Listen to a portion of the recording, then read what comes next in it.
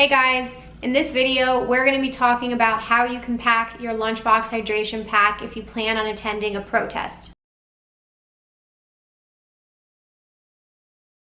Hi guys, welcome to our channel. My name is Emma Capotis. I am the Director of Community and Culture here at Lunchbox. Our channel is aimed at educating and entertaining people in the EDM and music festival community. So if you guys are new here, we would absolutely love it if you would consider subscribing to our channel and turning on the post notifications bell so you guys are notified every single time that we upload. You can also follow along with us on Instagram at It's the Lunchbox and on TikTok at LunchboxFam. So one thing I wanted to say here before we kick off the video is that Lunchbox is really focused on the community. We want the members of our community to feel supported, empowered, and protected. A little over a month ago, the news of George Floyd's murder sent shockwaves throughout the United States and the world. We stand firmly as an ally with the Black community and condemn any racial injustices that are happening across the world. Within this past month, we have seen some members of our community step up, use their voices, take action, and attend protests, which we think is incredible, and we are extremely proud of our Lunchbox fam. So in today's video, you're going to be hearing from 3 women who attended protests in the United States and brought along their lunchbox hydration pack to help them feel safe and secure when they were attending these protests.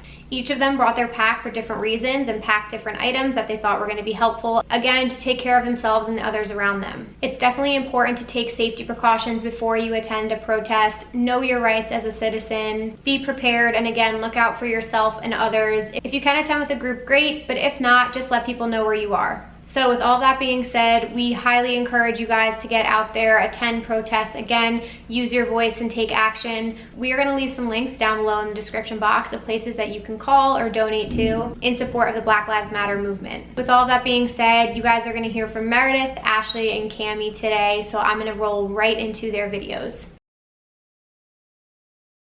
Hi Lunchbox fam, my name is Cami Shahan and I'm an HR business partner in the mobile gaming space here in Austin, Texas. I'm also a huge Lunchbox fan. Recently, I went to a Black Lives Matter protest here in Austin, and the reason I went is because I wanted to lend my voice and support to the Black community, and I wanted to march for Black Lives Matter. Black men and women in this country are being killed disproportionately by police, and police brutality and racism need to end now. I purchased my lunchbox in January of this year to take it to EDC Las Vegas, but unfortunately COVID happened and I wasn't able to go. However, I was able to use my lunchbox at the protest for the first time. I was so glad that I had my lunchbox with me the day of the protest. It kept me hydrated while I was walking down the streets of Austin.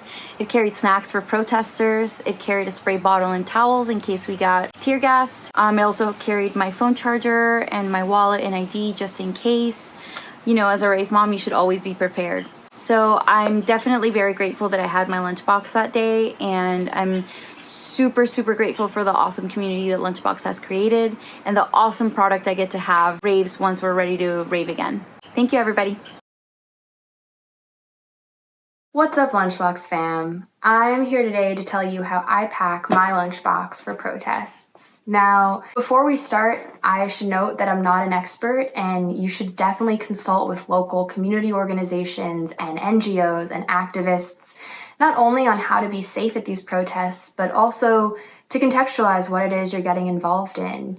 Educate yourself before you show up, and especially if this is the first time you're really thinking about or reckoning with police brutality in this country, these events aren't for you, and your job is to listen, and it's a privilege to learn about these things rather than live them. So with that in mind, I love having my lunchbox with me at protests. It keeps my hands free. I'm prepared for all sorts of situations. I have cold water all day long, which is huge when you're protesting in summer months. And when I'm packing my lunchbox, really my number one concern is safety. So with the Black Lives Matter movement, that safety mostly involves trying to protect against the coronavirus. So in my top pocket, I have a lot of things that have become essentials to all of us these past few months. The most important of which is a mask. Please, I cannot stress this enough. Do not protest without a mask. If you care about Black lives, COVID disproportionately impacts marginalized communities, so show up for Black lives by wearing a mask at these protests, and if you can't or you won't, show up in other ways. Donate money or call people or have difficult conversations, but if you're gonna protest, do it with a mask. I usually bring a second mask just in case my first one gets super hot and sweaty, so if you think the first one might get uncomfortable, that's also something that you can try.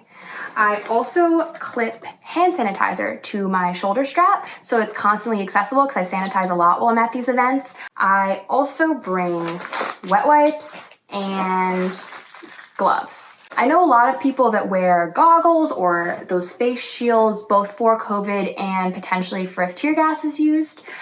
Tear gas deployment is not as common now as it was at the beginning of the movement, but there is a lot of misinformation online about what to bring in the event you want to protect yourself from potential tear gas use. So the first misconception I wanted to address was milk. Do not bring milk to protests. It not only is not sterile, especially if it's been sitting in your bag in the sun all day, but it doesn't neutralize tear gas. If you were thinking about bringing water or water with baking soda, I mean, obviously water to drink is super important, but to flush out your eyes and nose in the event that tear gas is used, it's only really helpful if you have a lot of it. So if you can just use a steady stream of it to flush everything out, because if you only have a little bit, it's gonna feel good for a few seconds and then burn more than it previously did. So it's better to just get yourself to safety and deal with it then. I bring a bandana with a super strong perfume on it. You can also use cologne. The idea behind the bandana is a lot of times when people are impacted by tear gas, they panic and then their brain thinks that they can't breathe.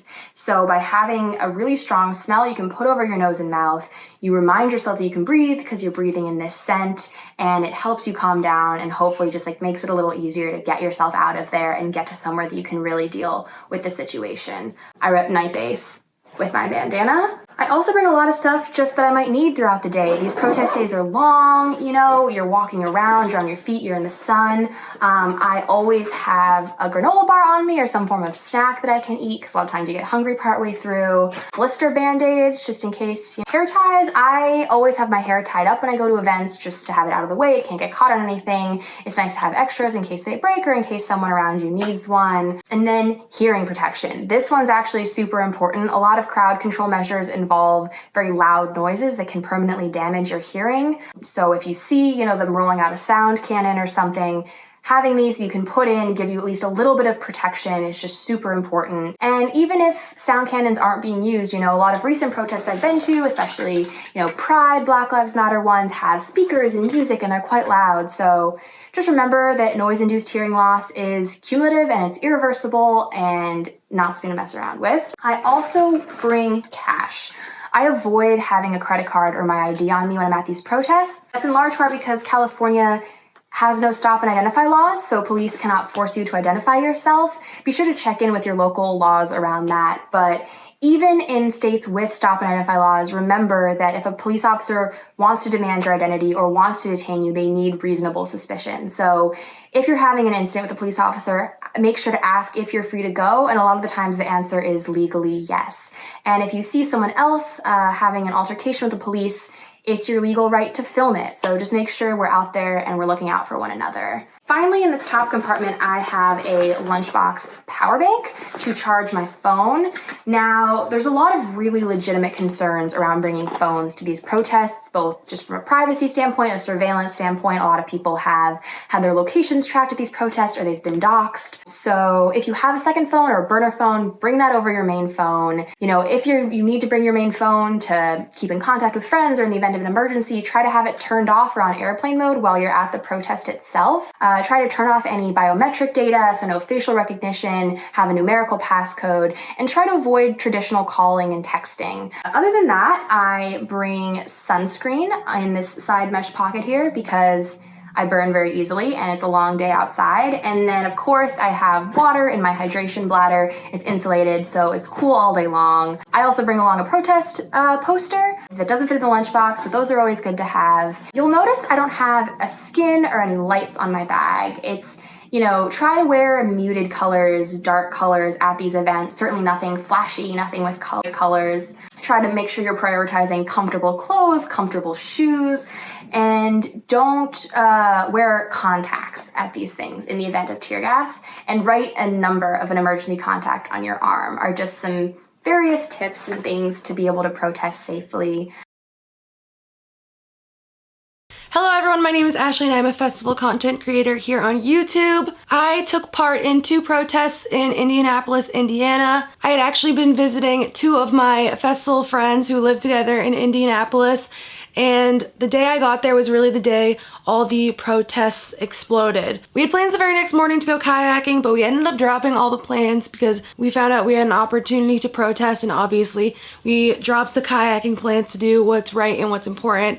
In the weeks before George Floyd unfortunately passed away, I had been reflecting on my role as an ally. So for me, this was great timing for me to put action behind my allyship, and it was very empowering to go, although I'm sad that we have to obviously fight this fight. I actually already had my lunchbox packed with me for our kayaking trip, so it was perfect that I already had it along, so we were hydrated for the day, which is a huge important part of protesting because it can be really lengthy days. So I just want to show you some of the things that I learned. There's tons of protesting protocols that are really important. I'm not the biggest pro. You can search up so many more tips online, but some things that I learned are to wear clothing that cannot set you apart in case anybody catches a video of you or they want to look for you. So that's why I have this black shirt on. They suggest that you put your hair tied up so you can't really tell what your hair looks like, anything that can be super identifying to you. That's why I'm using my black skin because it's a lot less identifying. I always kept my phone right in this little pouch in the front,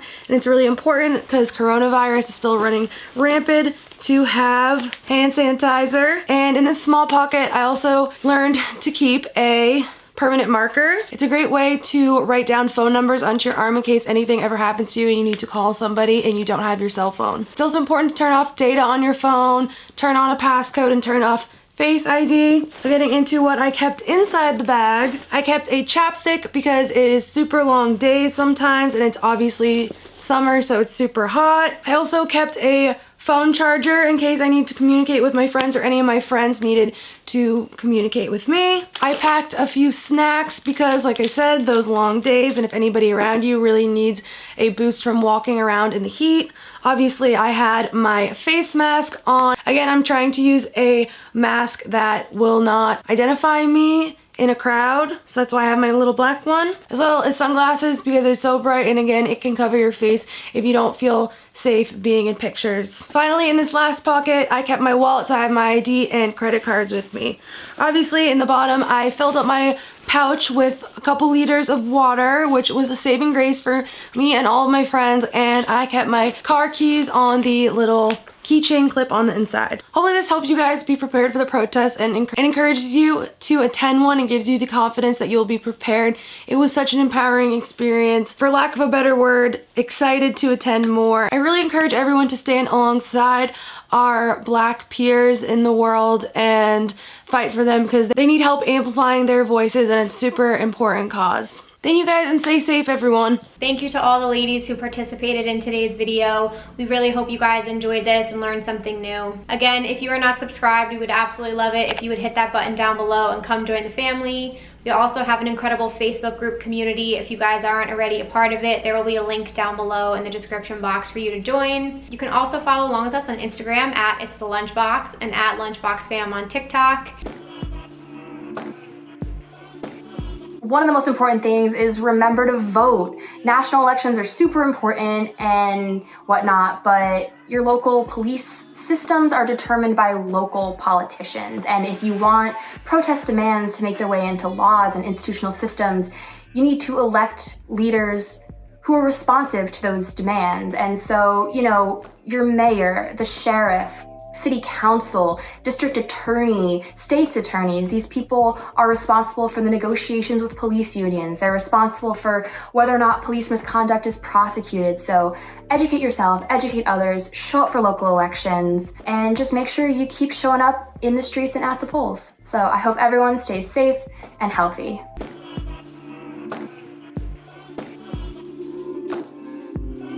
And I think that's all we have for you. Thank you so much for watching this video, and we will see you in our next one. Bye, guys.